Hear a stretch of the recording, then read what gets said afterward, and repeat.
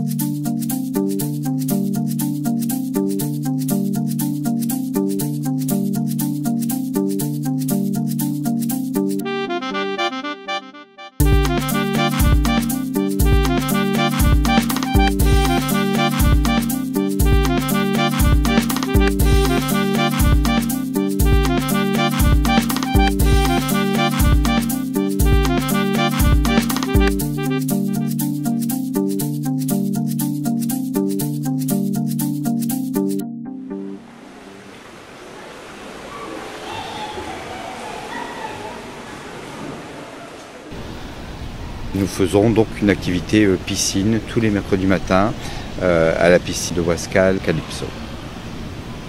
On a la chance d'avoir une piscine comme ici Marina qui fait des longueurs, qui est véritablement dans la compétition. Et on a la chance d'avoir un bassin détente. Donc il y a 2 jacuzzis pour le bas du dos, le haut du dos, il y a 2 saunas. Et puis pourquoi l'eau? Parce que ça leur permet de déstresser. C'est quand même véritablement sur la douzaine d'années où nous venons ici le mercredi, nous sentons quand même un bien-être. Donc effectivement, à la piscine Calypso, on accueille toutes sortes de personnes à mobilité réduite ou avec des handicaps mentaux, ou même des handicaps psychiques comme les patients de l'EPSM. C'est une grosse volonté de politique d'accueillir toutes ces personnes. Alors on les accueille de façon soit avec des établissements, soit en autonomie. Il y a des personnes qui viennent simplement pour se détendre ou même nager. Et on met également à disposition des créneaux avec un maître nageur qui est spécialisé sur le sport adapté ou le handisport pour pouvoir proposer en fait vraiment un panel assez large d'activités pour les personnes handicapées. À 25 ans, j'étais première nationale. J'ai battu des records de crawl, de longue endurance. J'essaie de battre le record départemental 404 nages. J'aime bien venir à la piscine. J'y vais moi-même de chez moi en vélo à Ronchin. Je m'entraîne à Ronchin. Je peux dire qu'au niveau de la piscine, c'est un bien-être physique, psychologique. C'est aussi l'image de soi aussi qui joue beaucoup. À la piscine, nous sommes avec eux, nous sommes en maillot de bain. Donc il n'y a pas la blouse blanche qui entrave parfois les échanges au niveau de la communication. Donc ça c'est important. Et aussi les sorties que nous faisons, c'est des sorties hors de l'hôpital et ça n'a pas de prix, quoi.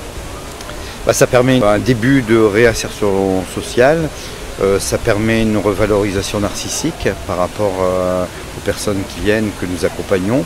Puis ça permet de montrer qu'ils sont comme les autres.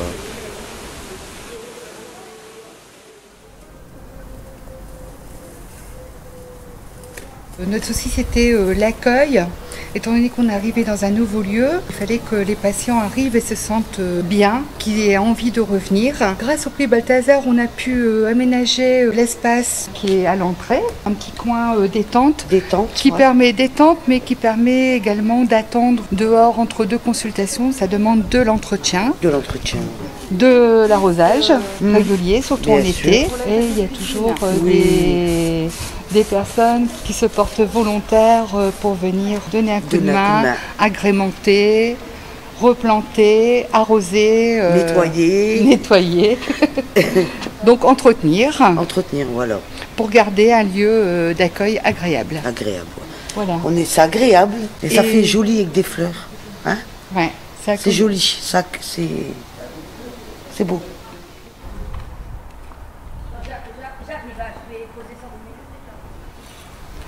Puis il y a une alliance aussi qui se fait entre le personnel et les patients. Oui. C'est important. C'est une autre relation. C'est vrai. Partager des choses ensemble. Trop lourd. C'est trop lourd après. Ah oui, ça fait lourd comme ça. Alors, il faudrait qu'on aille ça, on va aller. Oh, c'est bien, Margot. Hein? C'est bien. Ouais, comme c'est pas. Ouais.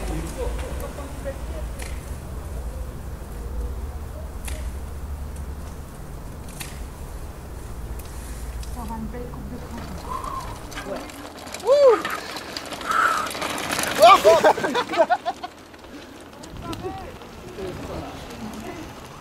Je viens régulièrement, tous les jeudis. C'est important pour moi, j'aime bien. Ça m'occupe, j'aime mieux venir au vélo que de rester enfermé chez moi. Je sens que j'ai progressé parce qu'avant j'arrivais pas à suivre le groupe. Toujours dernier, j'arrivais pas, je m'arrêtais souvent, maintenant je suis le groupe, j'arrive à tenir. Une belle progression. On commence à nettoyer les vélos le matin. On prépare les vélos, je les fais mon vélo. On fait les courses, on fait le café, on prépare le repas. J'aime bien venir ici manger, on est tous ensemble, on est bien, on s'ennuie pas, on est bien. Après on se prépare, quand on a fini de manger, on prépare les habits pour se préparer pour rouler. Après on roule, ouais, on passe un bon moment, ça me change d'idée.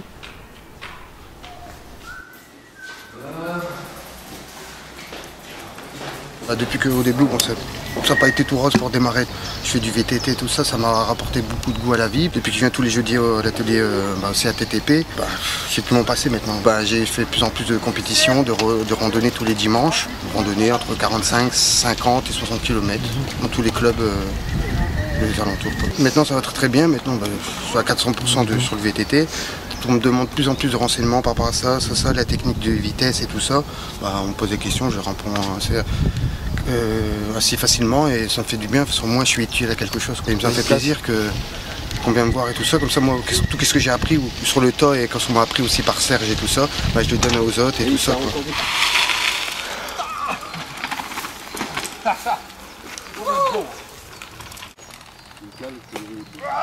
Allez, allez, allez, ouais. Là, ici, on est au centre horticole. C'est la base technique de tout ce qui est activité horticulture et jardinage sur le secteur, en fait. Mais c'est aussi un lieu de jardinage pour les gens qui viennent en CATTP, les ados, les enfants du Regain, les enfants de l'Opéra Bleu et aussi les maisons thérapeutiques qu'on suit sur le secteur.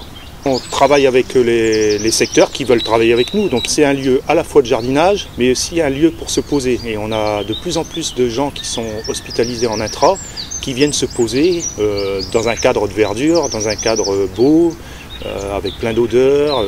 Il y a aussi des familles maintenant qui viennent se poser avec leurs enfants hospitalisés.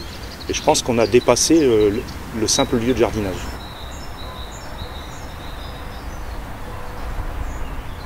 Alors on y fait essentiellement du jardinage, tout ce qui est en relation avec la nature. On fait beaucoup de semis, repiquage, rempotage. Ce qui est bien, ça permet aux patients de voir dans le temps la poussée des légumes et ainsi la récolte pour la fête de la soupe également en fin d'année en octobre. Alors ce jardin il a été créé dans le but des activités thérapeutiques. C'est pour les personnes avec des troubles envahissements du développement. Donc il a été fait avec un coin où on peut avoir le goût. Un autre coin où il y a tout ce qui est senteur, tout ce qui est couleur aussi. Donc ça touche à tous les sens. Donc le visuel, le goût, le toucher, l'odorat. Les patients, quand on part en activité, on les laisse aller dans le jardin. Mais par contre, pour la cabane, on a des patients qui ont bien participé, donc à planter. C'est assez intéressant à voir dans l'observation. Par exemple, on a une personne qui se tient voûtée, qui a les bras très crispés. Et on a pu voir que quand il a monté cette cabane, qu'il a aidé à monter cette cabane, il s'est accroupi de lui-même, il a tenu les branches, on voit une curiosité de sa part. Et de là, on voit que ça peut être très intéressant que les patients participent à ça. Je suis un petit peu ratissé. Sur la pelouse aussi, je change d'air. Ça fait du bien de prendre l'air. La médiation animale, ça permet de communiquer. On l'a vu avec l'âne. Les enfants qui ne s'expriment pas viennent près des animaux et puis commencent à s'exprimer. En fait, il y a un gros changement de comportement avec l'animal. Donc c'est très important d'avoir cette activité ici au centre horticole. Par exemple, la couvaison des œufs de poule. En fait, ils ont miré les œufs, ils ont regardé l'évolution du poussin. Ils ont miré les œufs, ils ont suivi l'évolution jusqu'à l'éclosion en fait. Ça leur apporte beaucoup et c'est vrai que c'est un gros outil de communication, l'animal.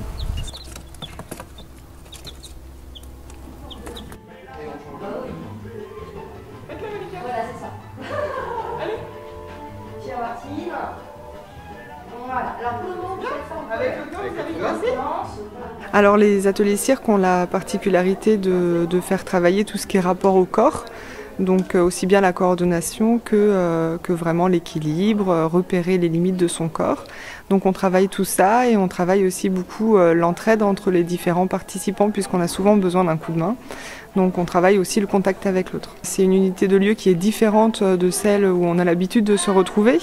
Donc ça nous permet aussi d'être tous dans un lieu nouveau, aussi bien soignant que patient, dans un lieu qu'on doit appréhender, qu'on découvre tous ensemble. Par exemple, au début de la séance, on a échangé une balle en donnant notre prénom.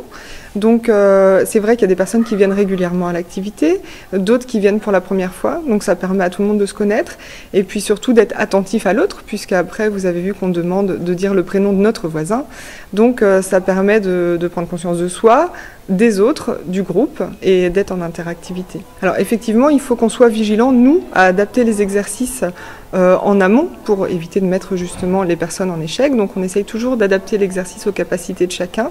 Le but étant de réussir et de petit à petit réussir de plus en plus de choses, augmenter la difficulté et y arriver. Donc effectivement, l'estime de soi, c'est très important dans l'activité. Moi j'ai bien aimé, j'ai estimé très bien cette après-midi, était très bonne, je ne regrette pas, je reviendrai. J'ai bien aimé, j'ai tout aimé quoi, et c'était bien. Je suis très contente de l'accueil que j'ai reçu, de la chaleur humaine que j'ai reçue et des sensations que j'ai reçues. Donc nous, notre maître mot au niveau du cirque adapté, c'est d'enseigner les arts du cirque selon les besoins et les capacités de chaque individu. Donc c'est presque de l'enseignement individuel. Chaque enseignement est individualisé par rapport à l'individu et à ses capacités et à ses besoins. Voilà, il y a un apprentissage et une richesse par rapport au cirque, c'est vraiment utiliser l'outil cirque pour pouvoir développer la motricité, la confiance en soi, l'estime de soi, l'appréhension de la hauteur, parce que par exemple aujourd'hui on a fait du trapèze. Donc tout ça, c'est vraiment les valeurs qu'on essaye de développer sur chaque séance.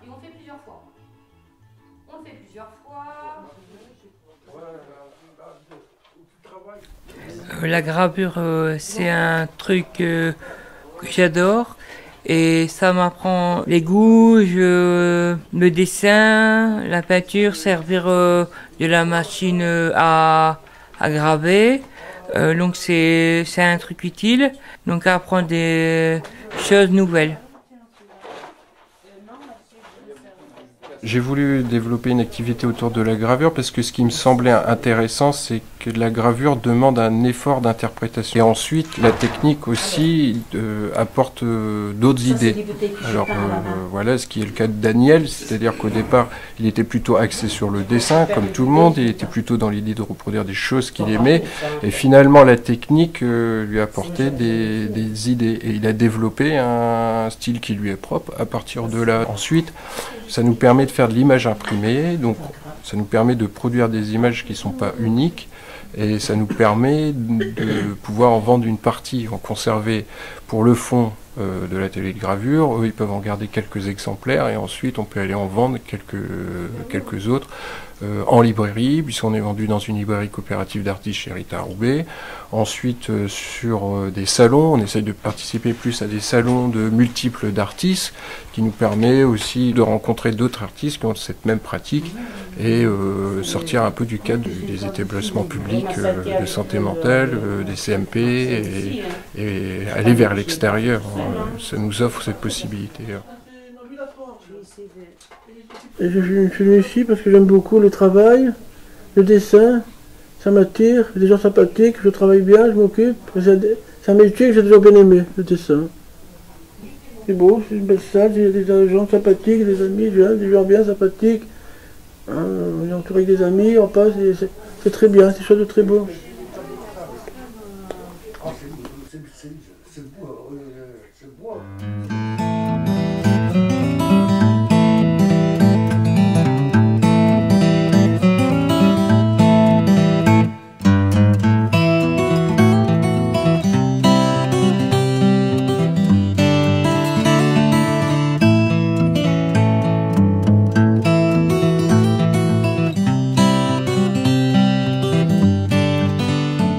L'association Archipel, elle nous finance énormément les activités, elle sait répondre aux demandes des différents secteurs. Pour nous, elle est indispensable pour le bon fonctionnement aujourd'hui de l'atelier jardin, notamment par la disponibilité d'une régie qui est bien plus souple que si on devait à chaque coup s'adresser à l'administration.